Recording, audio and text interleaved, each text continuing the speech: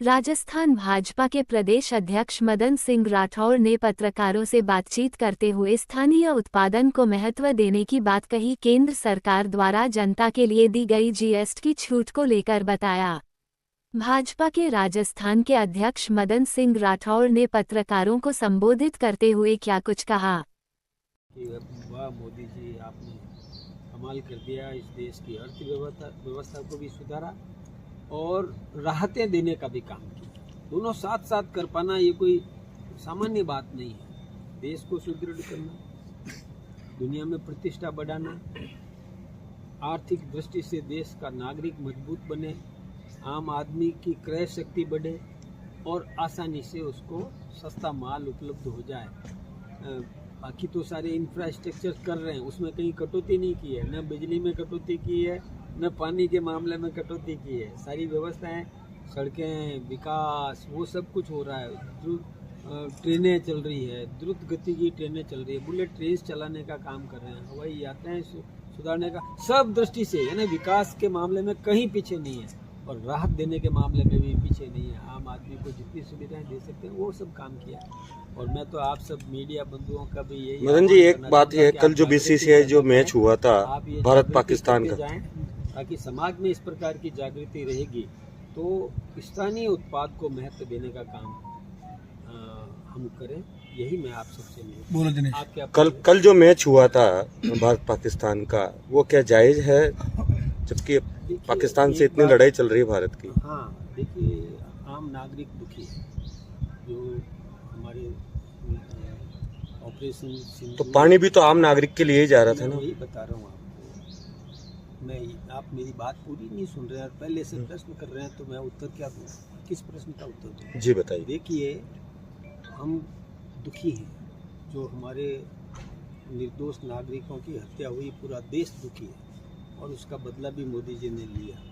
यही नहीं, हमने ऑपरेशन सिंदूर की जागृति रहेगी तो स्थानीय उत्पाद को महत्व देने का काम हम करें, यही मैं आप सबसे बोलो। कल जो मैच हुआ था भारत पाकिस्तान का, वो क्या जायज है, जबकि पाकिस्तान से इतनी लड़ाई चल रही है भारत की? हाँ, देखिए, आम नागरिक दुखी है।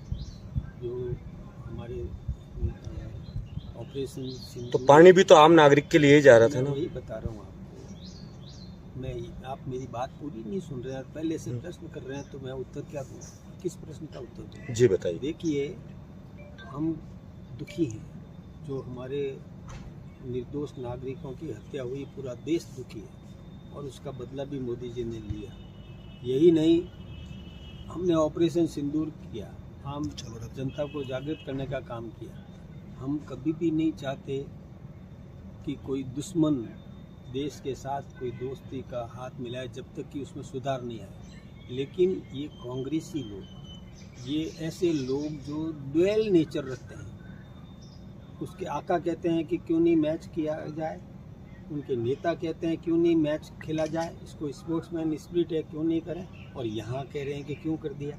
यानी डुअल नेचर नहीं चल सकती। एक बात तय करो कि नहीं करना है तो हम नहीं करेंगे, तय करो कि करना है, दोनों बातें तो नहीं चल सकती। जहाँ आपका मतलब हल होता है वहाँ तो वो बात कह देते हो, जहाँ मतलब हल नहीं होता है तो वहाँ दूसरा बात कर देते हो। ये अलग ठीक नहीं है।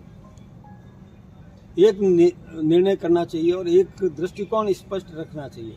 वो ही तो मांग कर रहे थे। कांग्रेस के वरिष्ठतम नेताओं ने मांग करी, दबाव डाला कि क्यों नहीं खेलते हो, खेल को खेल के भावना से देखना चाहिए। ऐसी बातें वही कहा करते थे। आम नागरिक कोई खुश थोड़ी है। प्रदेश में एक मुद्दा उछला था कि का दूसरा प्रश्न भी था। आप कुछ दूसरा प्रश्न भी पूरा करो, बताइए। बोलिए, क्या प्रश्न है? पानी का था।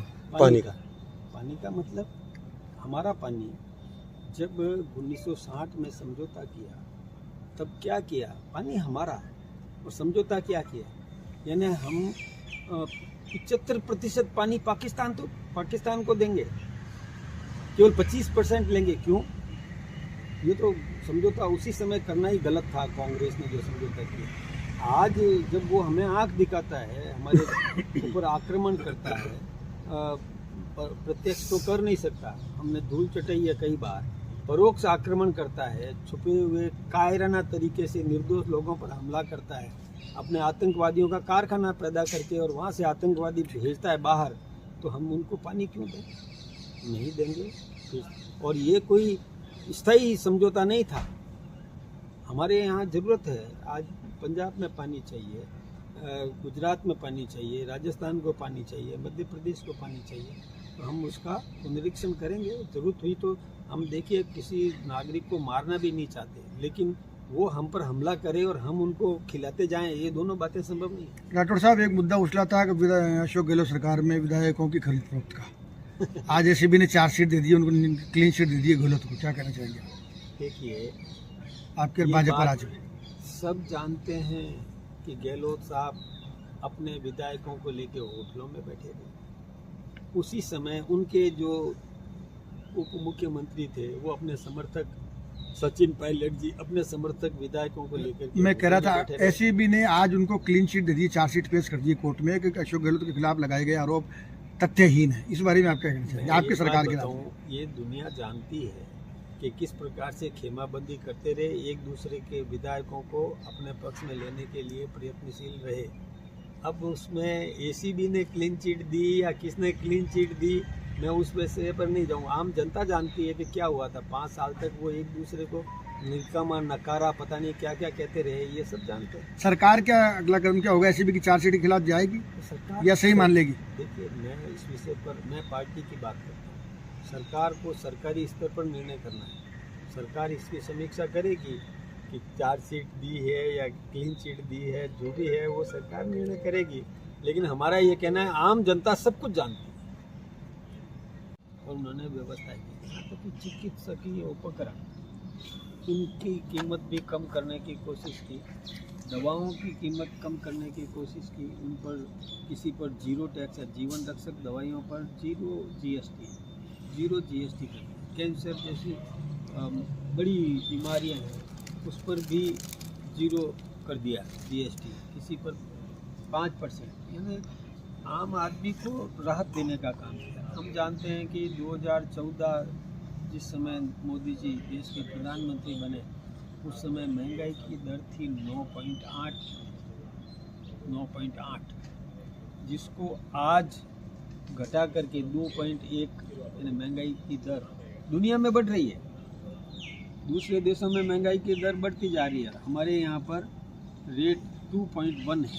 और ये 22 तारीख से, यानी नवरात्रा से ये जो स्लैब्स जो घटाए हैं, कम किए हैं, इसका लाभ जब जनता को मिलने लगेगा तो हमारी महंगाई दर 1% तक आ सकती है। यानी हिंदुस्तान समृद्ध हो रहा है, सक्षम हो रहा है, आम आदमी सुखी हो रहा है, आम आदमी को बोझ नहीं पड़े। अपने बच्चों को पढ़ाने के निमित्त जो व्यवस्थाएं चाहिए, सुविधाएं चाहिए, उन पर भी 0 कर दिया। यानी इतनी राहत दी है कि लोग कल्पना भी नहीं कर सकते कैसे इस प्रकार की व्यवस्थाएं चलेगी। लेकिन देखिए, व्यवस्थाएं करने से होता है। आज जैसे अमेरिका ने टैरिफ बढ़ाया, तो टैरिफ बढ़ाया तो ऐसा लगता था कि क्या होगा, कैसे मुकाबला करेंगे। कई लोग हमारे विरोधी वो कई प्रकार के हम पर आक्रमण करते थे, जवाबी हमले किया करते थे, लेकिन मोदी जी ने कतई परवाह नहीं की। ये उसका विकल्प ढूंढ लिया और विकल्प ढूंढ करके हमारे जो स्थानीय उत्पाद को महत्व देने की दिशा में उन्होंने बहुत कुछ परिवर्तन किया।